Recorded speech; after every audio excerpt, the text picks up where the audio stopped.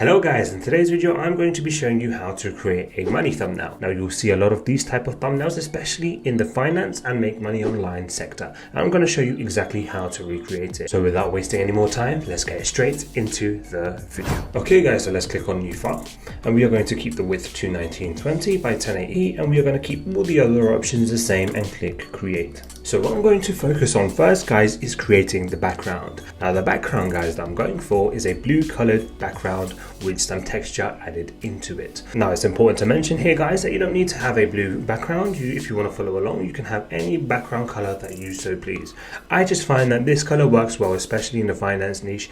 It signals corporate finance and it just does a good job of conveying the message in the thumbnail. Okay guys, so the first step is to add a gradient fill into the background. So what I've done is I just went to adjustment layers here and I've clicked on gradient. Okay, so once you click on gradient, you are going to be given all these options here to play with. Now, as you can see in the gradient slider, I have 3 shades of blue and I'll give you the hex codes for this right now. So one will be at the left, one will be right in the center. So that's, if you click on it, that's the location set to 50 and then one at the far end. Now make sure that the style is set to linear and make sure to copy all the settings here if you are following along. Okay guys, so now it's time to add more of the background elements. So what I have here is a picture of a wall, which I found on FreePic, and I will link this in the description down below. And I will drag this into our document like so. And I will now right click and convert to smart object. And the reason for this is because we need to resize the image. So we want to maintain some quality when doing so. So I'm just going to hold down Alt and Shift to keep the picture in the same position whilst also resizing it at the same time. So we are just going to drag like so. And we want the floor to not be visible within the canvas. So let us keep expanding until that's the case. So let's just keep expanding, zoom out as well if you need some more space, and just keep expanding until you no longer see the floor. Okay, so we might just decrease the size of this a little bit more. I like these lights here, which are sort of placed at the top, so I'm going to try and maintain or keep those within the thumbnail. So something like this should be fine, and press enter. Now what I will do is I will make some adjustments to the wall. So what I will do is I'll go to filter, blur and Gaussian blur. Okay, and I'm going to set the radius to 4 pixels and click OK. And what I will also do guys is I'm going to decrease the opacity of this layer to about 20%. So as you can see guys, we want this to be a background element, although we don't want the focus to be on it. It's something in the background and it's just there to give some depth to the thumbnail. Okay guys, so here I have another texture which I'm going to add into the canvas. So I'm just going to drag this into the canvas like so. And again, I will link this texture in the description, so don't worry about that. Okay, and so we are just going to place it relatively nicely on screen like so. Okay, from here we are going to change the blending mode to overlay. So let us find that overlay, and we are going to set the opacity to about 20% as well. So let's just drag it down. And so as you can see guys, this just creates a nice textured background which isn't so flat. Okay guys, so here I have an image which I've just cut out, and as you can see it's in a layer mask right here. And so what we are going to do with this subject is we are going to drag him to the corner like so. We want the subject to be on either side of the screen, not in the middle. So what we will do now guys is we will recreate the Apple payment notification. If you have an Apple phone, you'll be very familiarized with what a payment notification looks like. Okay, so let's select the rectangle tool and we are just going to create a rectangle like so. Don't worry so much about the width, we can always adjust that afterwards. So something like this should be fine for now. Okay, and now we need to round the corners. Now, if you see this little padlock sort of icon here, if you click on that, once you adjust the pixels of one side or one corner to, let's say 37 pixels, it will automatically populate the other corners to the same pixels you've just typed in. So once that's done, just press enter. And now we have the base of our notification. So what we will do is I'm just going to drag this higher up a little bit so that I can have it near the subject's eye level. Something like this should be fine. And we can always maneuver this at any point, so do not worry about that too much. And so what I will do now is I will create duplicates of this layer. So I'm going to create 2 more duplicates. So we're going to press Command or Control J. And we're going to do that one more time. So Command or Control J.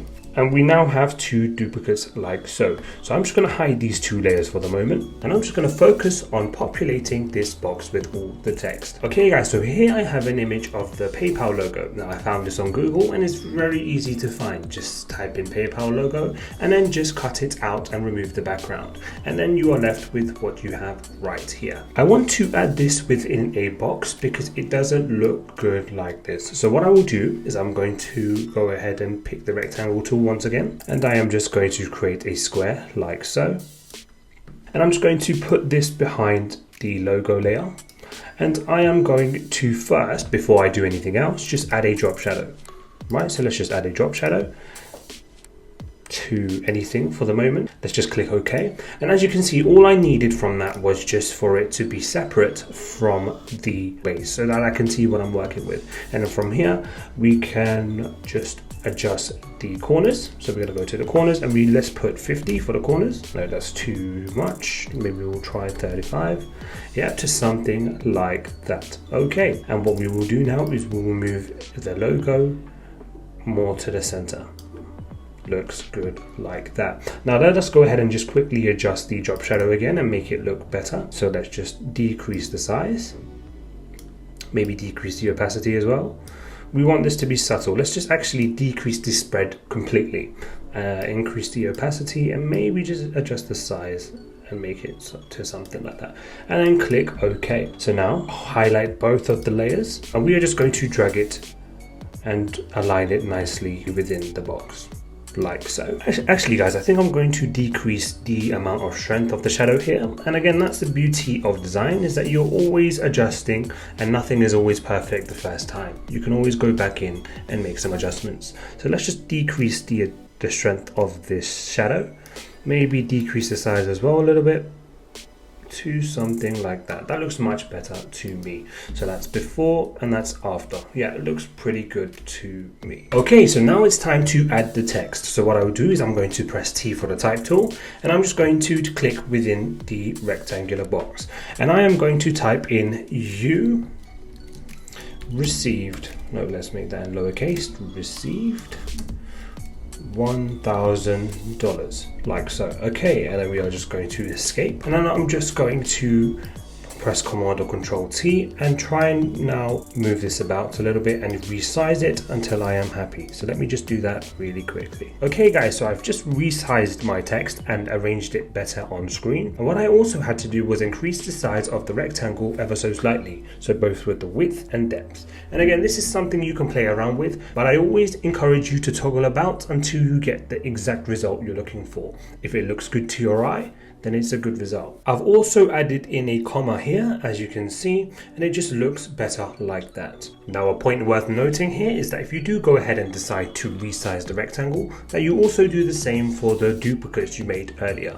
Okay guys, so I've decided to add a cash emoji here. Now you can have it blank, or you can decide to use any other emoji of your choice. Okay, moving on. That was long-winded.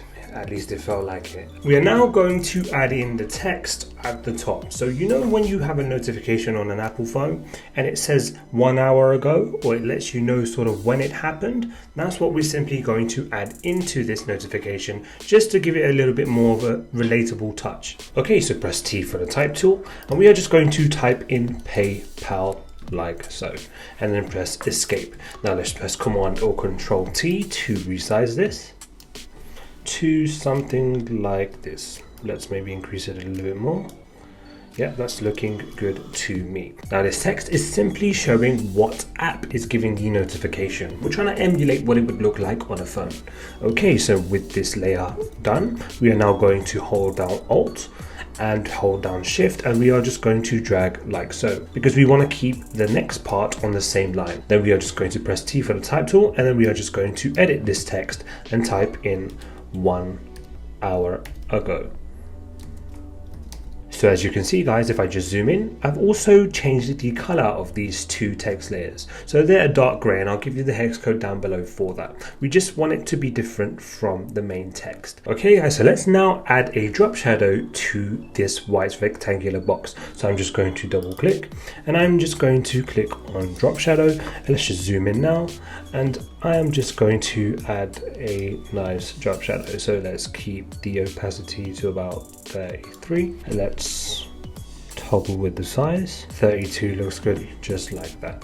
Okay guys, so now it's time to create the depth effect, and what that essentially is having multiple rectangular boxes behind this one, and what that will do is signify or give the impression of multiple notifications. It's simply used to signify abundance, or that there is a lot of money coming in. Okay guys, I'm just going to color code my layer that I'm working on right now. So this is the first white rectangle, and I've color coded it just so I know that's the case.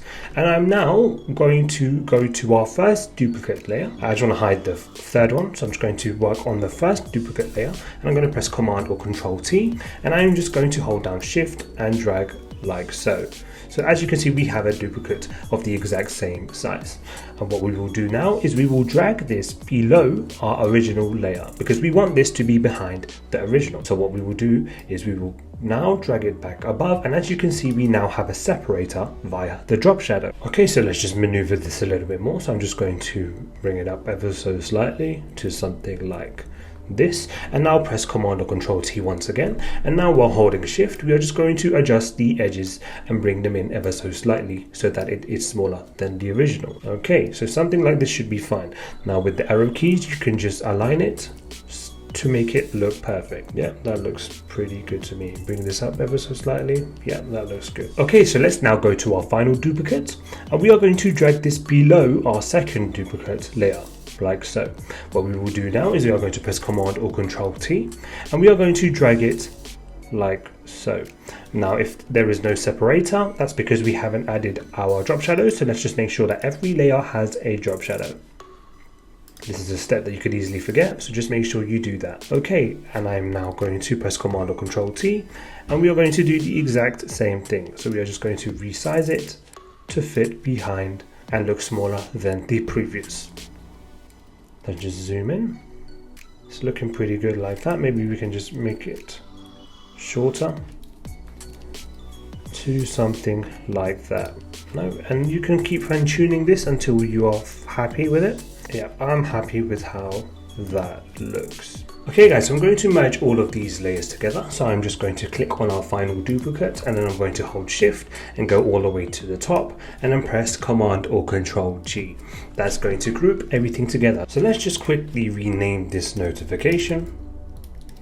And if you would like to move this all at once, all you have to do is have the group selected and then press Command or Control T, and you can move the notification about as you please. Okay guys, so I'm now going to add a outer glow to our notifications. I'm just going to double click on the notification group, and then we are going to click on outer glow, and I'm just going to toggle with these settings now. So what we will do is we will keep the blending mode to linear dodge add. We're going to play about with the opacity, so let's take this up to about 55 and increase the size as well. We might also increase the spread. No, we're going to keep that to 0, that doesn't look good. Actually, we'll decrease the opacity. That looks good to me. So 42 opacity, and keep the size to 59 and click OK. Let me just now move this notification symbol more closer to the subject. And we want there to be sort of an even amount of negative space right here and right here, just to make it look aesthetically pleasing. So let's just zoom in and let's just drag this up as well. Somewhere like this should be fine. Okay guys, so now I'm going to move into the refinement stage. This is where I simply make some adjustments to the thumbnail by adding in lighting, glows, in order to take things to the next level. Okay, so the first thing I want to do is I want to enhance this subject. So what I will be doing is the dodge and burn technique. So let us go ahead and start with that. Let's just have our subject selected, and I'm going to create a curves adjustment layer. like so. And I'm just going to increase the highlights. So the highlights are always on the right hand side, and we are just going to increase them like so. We are also going to now duplicate this layer again, so Command or Control J, and we are going to do the inverse like so. So we're going to drag it down. Right, now we want to invert both of these masks, so press Command or Control I so that we don't have anything visible at the moment. And then we want to add a clipping mask to the subject layer. So we want to clip both of these to the subject. So press Alt or Option and click. And the same thing for the other one. Okay guys, so what we will do now is we will quickly label what these are. So highlights and shadows, right? So let's click on our highlights layer and then press B for the brush tool. Let's just increase the brush size ever so slightly. And we are just going to keep the flow to 10%. And we are going to make sure that the color is set to white. What we will do now is we are going to zoom in to the subject and we are going to paint over the subject on the areas where there are highlights. We are simply just enhancing the highlights. So wherever there is a bright spot, just paint over that in order to increase the brightness of that. As you can see here under the neck, there's some bright areas. We're just going to get that. Maybe under the chin here. Also on the lip, you can see there's a little bit of detail there that we don't want to miss on top of the lip. And we are just trying to increase the brightness of all these things. So as you can see on the ear as well. As you can see guys, the subject has colored eyes, so we can really enhance these by just painting over these, and let's just keep going over it. And as you can see, we really bring these eyes to life. This is going to help to make the thumbnail stand out, so we definitely don't want to miss that part. You can ignore the shirt, it's not really going to do much, so let's just ignore that, or maybe just give it a little run through. Yeah, that's looking pretty good to me.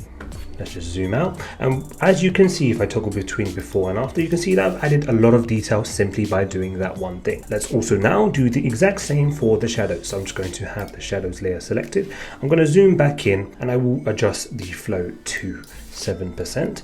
Make sure again that your color is set to white, and we are just going to paint over the shadows now. So I'm just going to paint over any dark areas. So let's just paint over the hair to darken that. Looking good. Let's make sure to get the eyebrows as well to make it stand out. Looking perfect. Let's also make sure to get some of the jawline, so we can enhance this jawline actually by painting over it, so we don't want to miss that detail. Let's also get the shadows within the ears.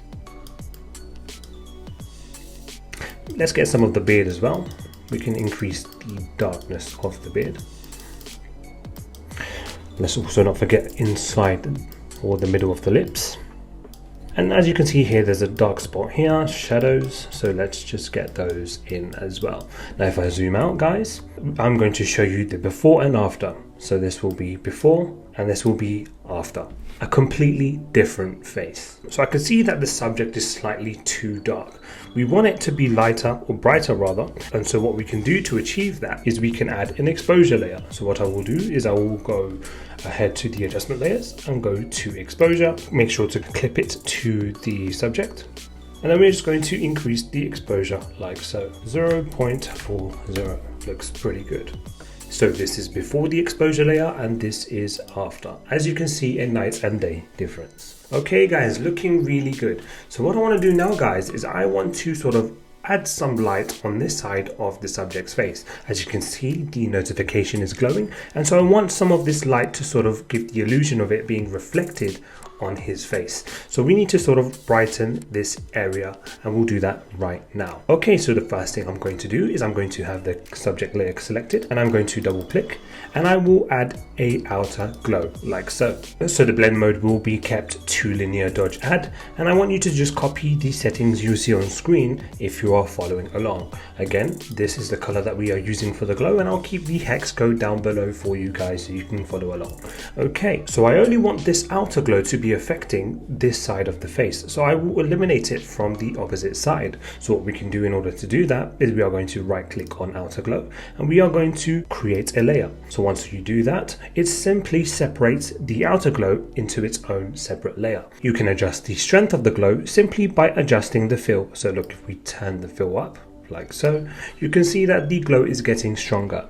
And so this is something to keep in mind if you want to adjust the strength of your glow. So my fill is set to 30 and I'm going to keep it at that. And what we will now do is I'm going to create a layer mask on this glow layer. So once you've done that, just make sure to have your color set to black. And we are now going to change our flow to 100%.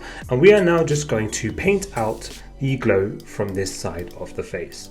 We can sort of do it in a nice subtle way, so that the light sort of fades out gradually as it reaches this part. So we are just going to adjust this. I'll bring some of it back using the inverse color, which is white.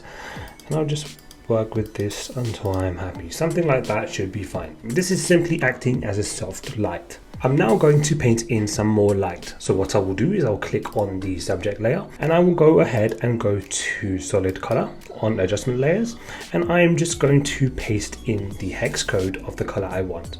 So as you can see, it's looking funny right here, but we are going to put this on top and then we are going to put the blend mode to screen. As you can see, we now have a source of light that we can paint in.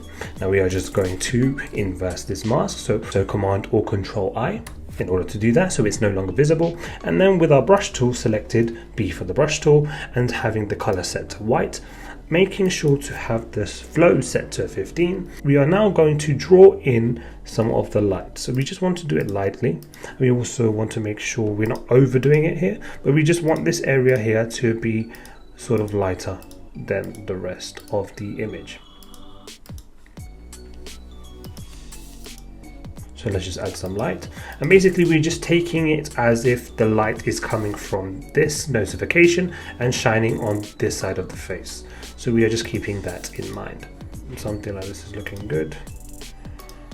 Yeah, maybe get some there.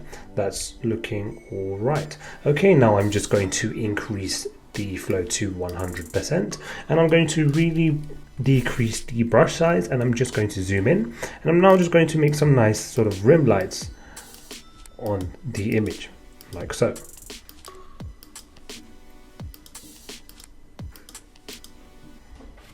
And this is basically just sharp lines we are doing right here. Yeah, now I'm just going to zoom out to get a visual. Yeah, it's looking good.